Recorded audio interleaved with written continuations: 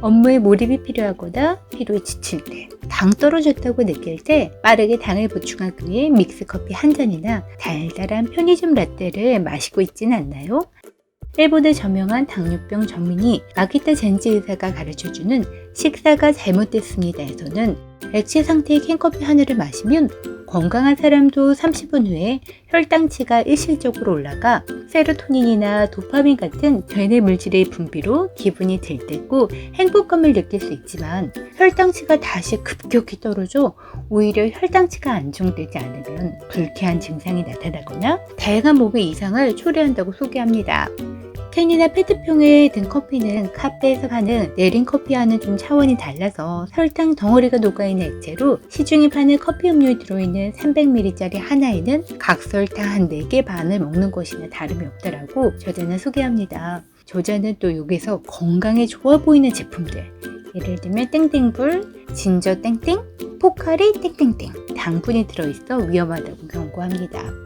탄수화물은 밥이나 빵, 면류, 과일, 케이크, 과자, 청량음료 등 우리가 평소 섭취하는 음식에 들어가 있는데 밥이나 빵 같은 그래도 고형 음식은 위에서 소화하는 시간이 걸리기 때문에 완만하게 혈당치가 상승하지만 액체는 순식간에 위를 빠져나가 소장까지 이르르 흡수되기 때문에 단숨에 혈당치를 올린다고 합니다. 혈당치가 급격히 올라간 것을 알아차린 몸이 그것을 낮추기 위해 췌장에서 다량의 인슐린이 분비하게 되고 그 결과 혈당치가 급격하게 떨어져 70밑을 밑돌면 공포감, 불쾌감, 하품, 졸음, 권태감, 초조감, 눈 깜빡임, 두통, 한기땀 등 이런 증상이 나타나고 50 이하로 떨어지면 갑자기 몸이 이상해지면서 떨린다거나 두근거림, 현기증, 맥박이나 호흡이 상승한다든지 혈압이 최대로 상승한다든지 얼굴이 창백해지거나 홍조를 띠는 등 위험의 징조가 나타날 수 있다고 전합니다.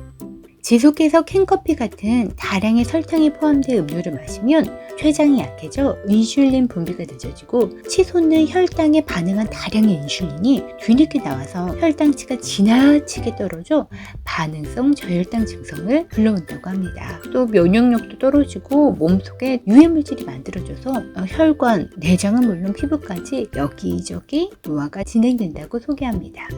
만약에 아무래도 집중력이 떨어진다, 좋은 아이디어가 떨어지지 않는다, 몸이 나른하고 찌뿌둥하다, 금세 졸음이 쏟아진다, 이런 증상이 나타나면 당분이 부족해서가 아니라 오히려 지나치게 많이 섭취하기 때문이라고 합니다. 피로를 떨쳐내기 위해 찾았던 곳이 도리어 지치고 피곤하게 하진 않은지 안일하게 단 것을 의존하는 것은 위험합니다.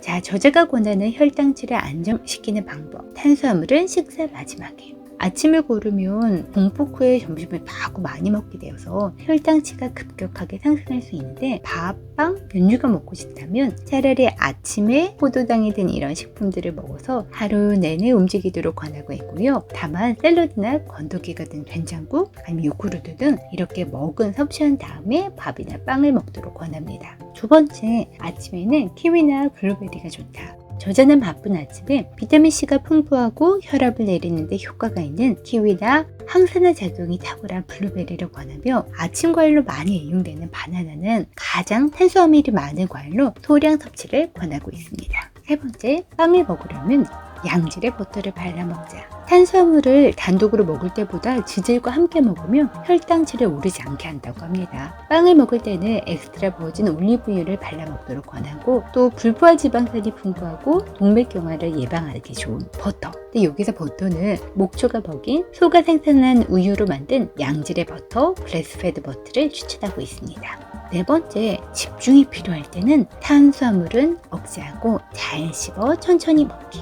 평소 직장인의 점심은 간단하고 빠른 원푸드, 덮밥류나 면류, 아니면 돈가스, 카레라이스는 다량의 탄수화물을 섭취하기 쉬운데요. 이렇게 다량의 탄수화물을 섭취하면 우선 혈당치가 지속이 되고 일정 시간 후에는 훅 떨어져서 저혈당 상태에 빠질 수 있습니다. 점심을 주문해도 일단 채소가 들어있는지, 또 채소부터 먹고 육류나 생선 같은 단백질 중심의 반찬을 먹은 다음에 밥이나 빵은 제일 마지막에 먹도록, 또 가능한 30분에 걸쳐 먹는 습관을 가져서 좀 천천히 씹으면 뇌가 만복 중추에 슬슬 배가 부르다는 신호를 전달하기 때문에 탄수화물의 양을 조절할 수 있어 혈당치의 상승을 조금 더 억제할 수 있다고 소개합니다.